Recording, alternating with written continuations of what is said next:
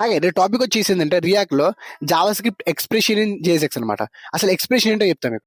Expression అంటే ఒక value. ఆ వాల్యూ అనేది మనం కర్లీ బేస్ లో ఇస్తాం. దీంట్లో మనకు వేరియబుల్ అండ్ ఫంక్షన్స్ ఉంటాయి. మీకు ఇవి చెప్తే చాలా ఈజీగా అర్థమైపోతుంది ఏంటో అనేది. అండ్ ఫస్ట్ వేరియబుల్ లో మనము ఒక వాల్యూ స్టోర్ చేస్తాం. అండ్ ఫంక్షన్ కాంపౌండ్ లో మనము H1 ట్యాగ్ లో ఏవైతే రిటర్న్ చేస్తామో దాంట్లో ఏం రిటర్న్ చేస్తామంటే నేమ్ అనేది వేరియబుల్ రిటర్న్ చేస్తాం. అది మనం నేమ్ అనేది కర్లీ బేస్ లో ఇవ్వాలి. ఎగ్జాంపుల్ మీరు జస్ట్ నేమ్ అని ఇచ్చారనుకో H1 ట్యాగ్ లో, అది జావా స్క్రిప్ట్ ప్లేన్ అయిపోతుంది అనమాట. ఒకవేళ కర్లీ బేస్ లో ఇస్తే ఆ జావా స్క్రిప్ట్ కోడ్ అనేది మనం కర్లీ బేస్ లో రాయొచ్చు అనమాట. కాబట్టి ఆ నేమ్ ఇచ్చిన తర్వాత కర్లీ బేస్ లో మీకు ఆ వాల్యూ అనేది డిస్ప్లే అవుతుంది అరవింద్ అని. అండ్ సెకండ్ వచ్చేసి ఫంక్షన్ అనమాట. ఫంక్షన్ కూడా సేమ్ ఉంటుంది.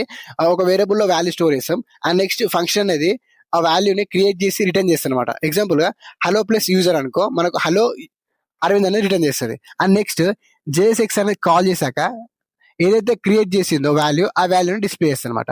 అండ్ ఈ వేరియబుల్ లో అండ్ ఫంక్షన్ లో ఆ డిఫరెన్స్ ఏంటంటే వేరియబుల్ అనేది స్టాటిక్ ఉంటుంది అండ్ మనకి ఫంక్షన్ అనేది డైనమిక్ ఉంటుంది అనమాట. ఈ స్టాటిక్ అండ్ డైనమిక్ అండ్ మీకు డిఫరెన్స్ ఏంటంటే ఎగ్జాంపుల్ ఒక ఈ కామర్స్ వెబ్సైట్ లో మనము ఎగ్జాంపుల్ యాడ్ టు కార్డ్ ఉంటుంది, ఒక ఇమేజ్ డిస్ప్లే అవుతుంది.